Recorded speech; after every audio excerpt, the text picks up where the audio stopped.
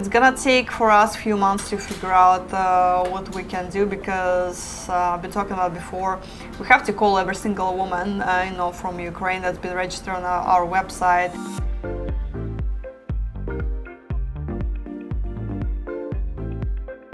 I wonder which countries are going to have tours for Ukraine ladies.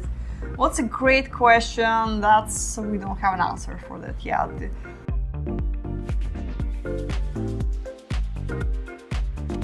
It's gonna take for us a few months to figure out what we can do, because I've been talking about before, we have to call every single woman from Ukraine that's been registered on our website and check if she's still around, she's still single, she's still where she's at, who she wants to meet, if her priority right now, because she can have obviously something else going on in her life. But if that's the case, we need to establish new locations for them. So we have to call 30,000-40,000 people and update their locations and their information. That's a lot of work.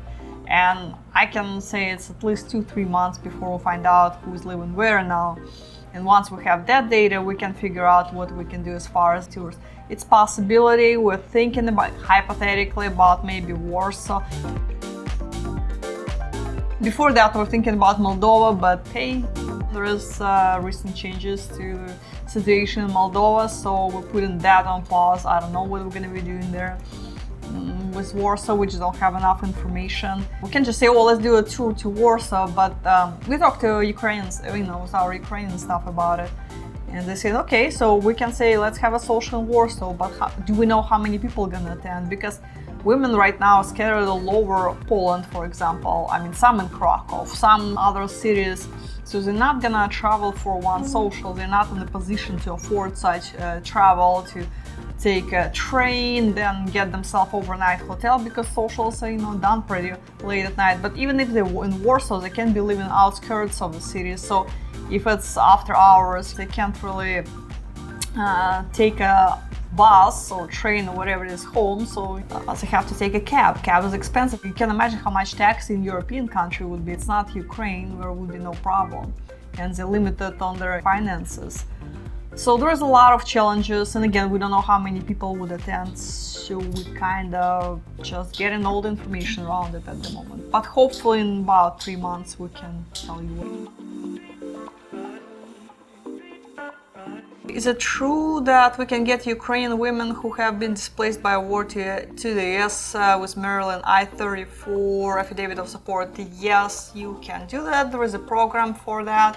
I know some guys have been doing it.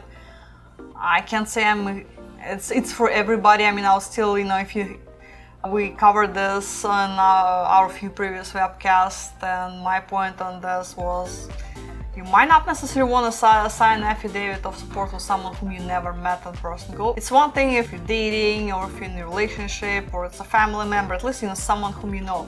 But signing such documents and being financially responsible for someone whom you never met in your entire life can be problematic in the future. So I'm not saying you should not do this, but at least think twice before you commit to something serious like this.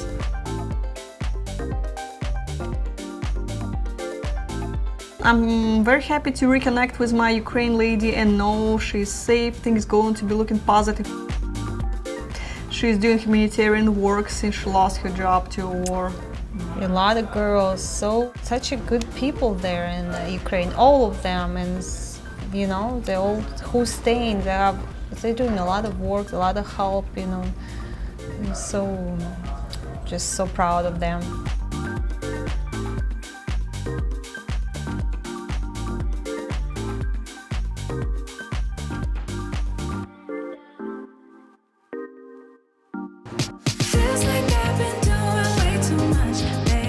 Interested? Learn more at KievPersonals.com. If you enjoyed this video, be sure to give us a thumbs up, then click on the notice bell and subscribe to our channel.